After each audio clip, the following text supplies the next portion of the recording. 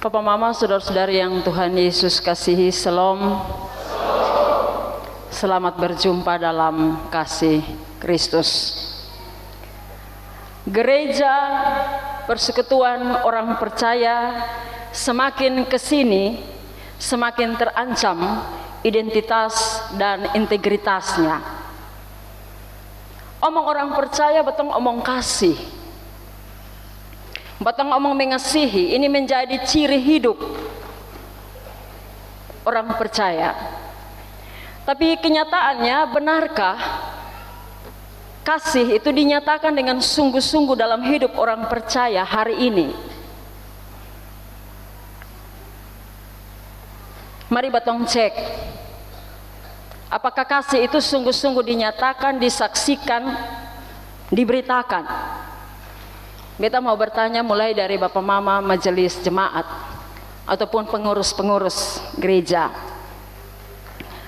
Adakah di antara Bapak Mama saudara yang sementara ini duduk sama-sama mengangkat pelayanan bersama atas nama Kristus dan kemudian satu son omong dengan satu?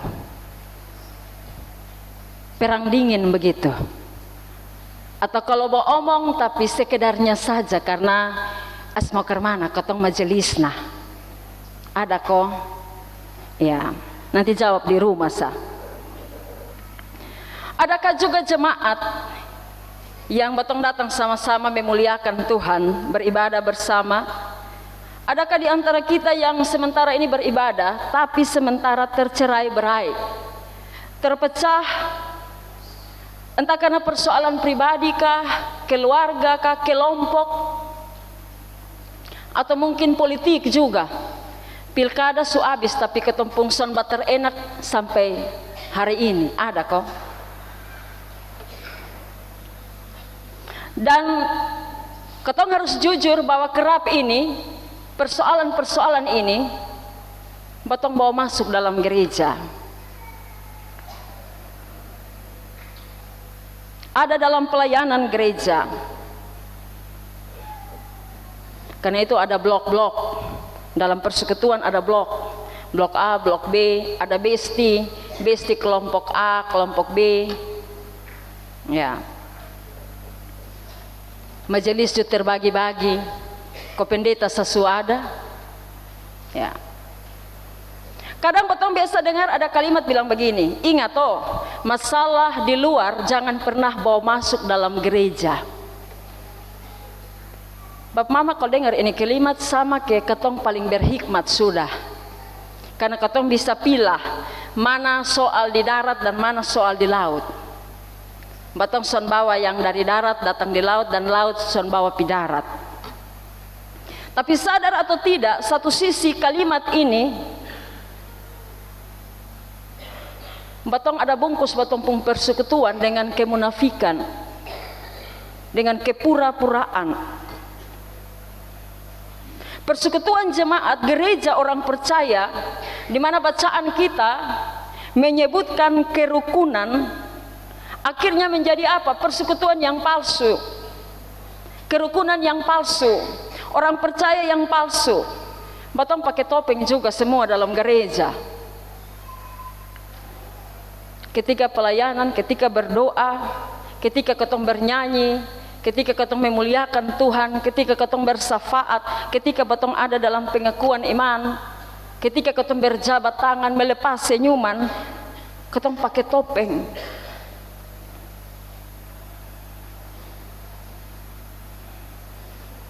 Kehadiran gereja semua orang percaya, termasuk kehadiran jemaat Immanuel Baumata yang seharusnya memproklamirkan dengan berani, dengan lantang tentang kasih Kristus yang merukunkan, kasih Kristus yang mempersatukan. Tapi nyatanya gereja orang percaya hari ini tidak jauh berbeda dengan orang percaya atau orang Kristen di Roma yang saat itu juga terbagi menjadi dua kelompok. Kelompok orang Kristen Yahudi dan kelompok orang Kristen non-Yahudi, yang kemudian Paulus menyebut sebagai mereka yang lemah dan mereka yang kuat. Mereka yang lemah ini menurut Paulus adalah mereka yang belum paham, memahami sepenuhnya tentang kebebasan dalam Kristus. Mereka masih terikat di hukum yang lama, tradisi, aturan yang lama. Ini merujuk pada orang Kristen Yahudi. Dan mereka yang kuat adalah mereka yang sudah mengerti kebebasan dalam Kristus, bahwa keselamatan ini tidak bergantung pada tradisi, pada aturan hukum Taurat, tapi percaya dan beriman pada Kristus. Karena itu Bapak Mama Saudara, Roma 14 kalau Bapak Mama baca ada di situ. Kalau orang Kristen Yahudi hanya makan sayuran agar tidak melanggar hukum tentang makanan, atau kemudian mereka juga memandang hari-hari tertentu sebagai lebih kudus, maka orang Kristen Yahudi dong makan segala jenis makanan, termasuk yang sebelumnya dianggap haram dalam hukum Yahudi. Nampak sepele Bapak Mama, ya, tapi karena tradisi, karena aturan, karena hukum.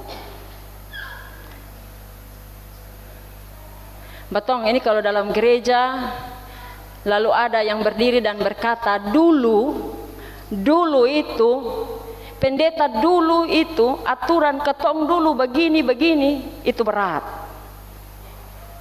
Itu berat.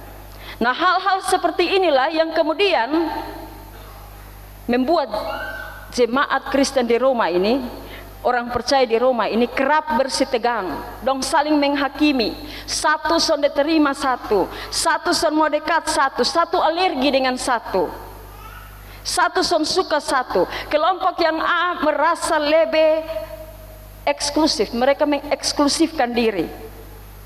Dong klaim bahwa keselamatan hanya untuk mereka saja.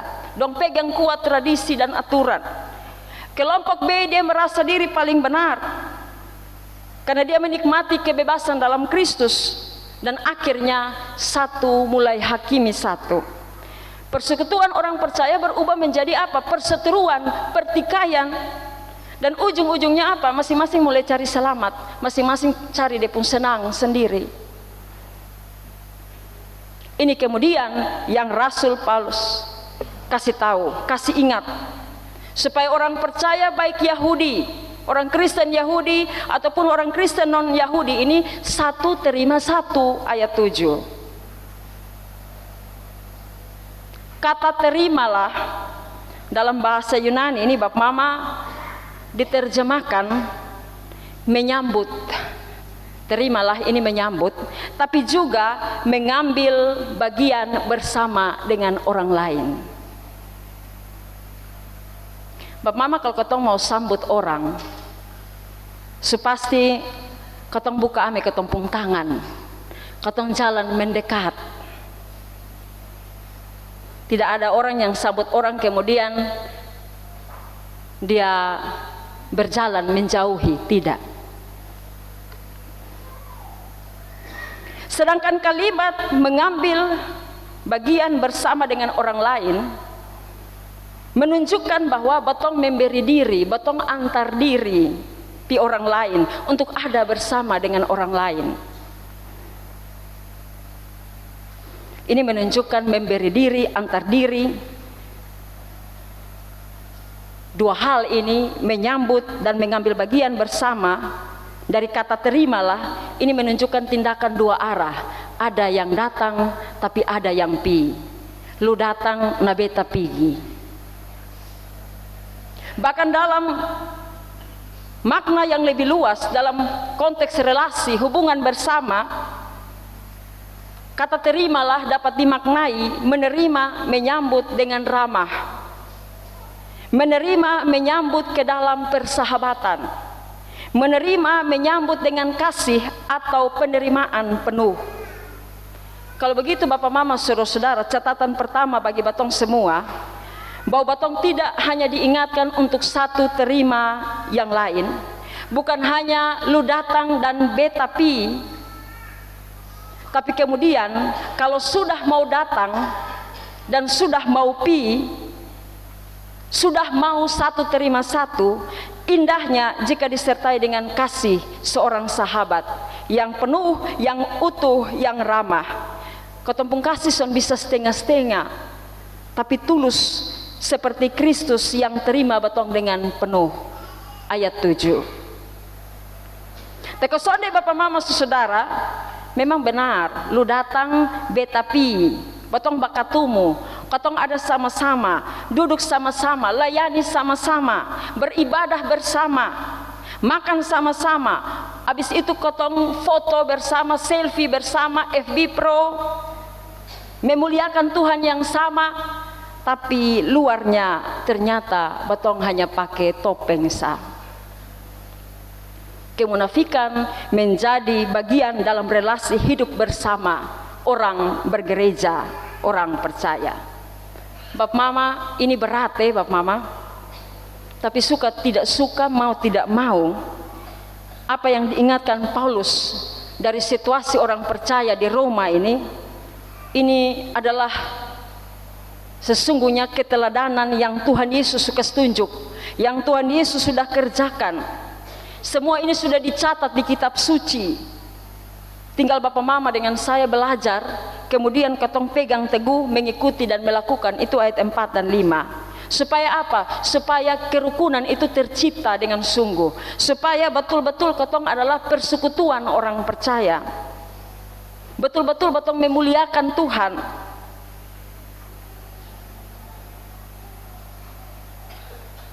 Kalau begitu Bapak Mama Saudara, perintah ajakan satu terima satu, beta datang, beta pi dan lu datang ini menyambut dengan kasih seorang sahabat ramah, tulus ini harus jadi ciri dan cara hidup orang Kristen.